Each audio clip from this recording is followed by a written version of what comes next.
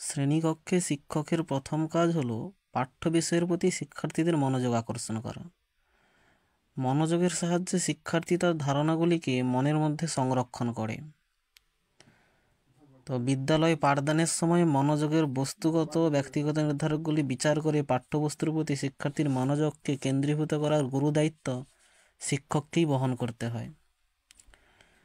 এই নিয়ে আমি কয়েকটি পয়েন্ট তৈরি করেছি। দেখো, শিক্ষকদের কিভাবে শিক্ষা উপস্থাপন করলে ক্লাসরুমে শিক্ষার্থীর মনোযোগ ক্লাসের প্রতি থাকবে।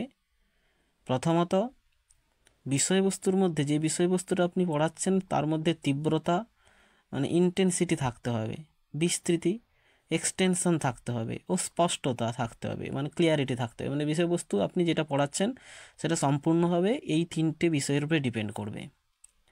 2 নম্বর, আকর্ষণীয় বাচনভঙ্গির সাহায্যে শ্রেণীকক্ষে বক্তব্য উপস্থাপন করতে হবে। আপনার অ্যাজ এ টিচার আপনার কথা বা আপনার বাচনভঙ্গি যেটা হবে সেটা হবে একদম আকর্ষণীয়। আপনার কথা শুনে স্টুডেন্টরা ছেলেমেয়েরা আপনার দিকে আকর্ষিত হয়ে থাকবে। বিষয়বস্তু ভাষার মধ্যে বৈচিত্র্যতা থাকবে। আপনি যে বিষয়বস্তু পড়াচ্ছেন এবং আপনার যে মুখের যে ল্যাঙ্গুয়েজ, যে স্পোকেন ল্যাঙ্গুয়েজ, তার মধ্যে অবশ্যই একটু বৈচিত্র্যতাপূর্ণ থাকবে। শিক্ষকের বোর্ডের কাজ শিক্ষার্থীকে বিষয়বস্তুর প্রতি উদ্দীপকের হতে হবে।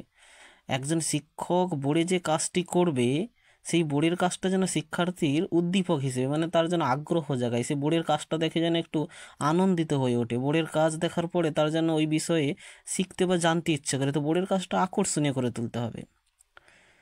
5 নম্বরে বলা হয়েছে বিভিন্ন শিক্ষা প্রদীপন ব্যবহার করতে হবে। আমরা জানি, আমরা যখন টিচার্স ট্রেনিং করেছিলাম ডিএলএড বিভিন্ন জায়গাতে, বিভিন্ন ধরনের চ্যাট মডেল এগুলো নিয়ে যেতে হতো। তো সেই ধরনের বিভিন্ন যে শিক্ষা প্রদীপনগুলো, সেই শিক্ষা প্রদীপন ব্যবহার করতে হবে।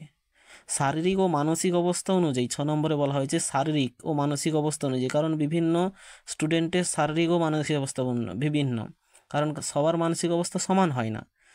তো সেই শারীরিক ও মানসিক অবস্থা অনুযায়ী বিভিন্ন কৌশল অবলম্বন করতে হবে। মানে যে ছাত্রের যে স্টুডেন্টের যেটা দরকার সেই বিষয়ে তাকে অবহিত করতে হবে। তাকে বেশি জানালে, কেউ ক্যাপাবিলিটি কম আছে, তাকে বেশি জানালে সে ওই বিষয়ের প্রতি আগ্রহ হারিয়ে ফেলবে, কারণ তারপর প্রেশার হয়ে যাবে।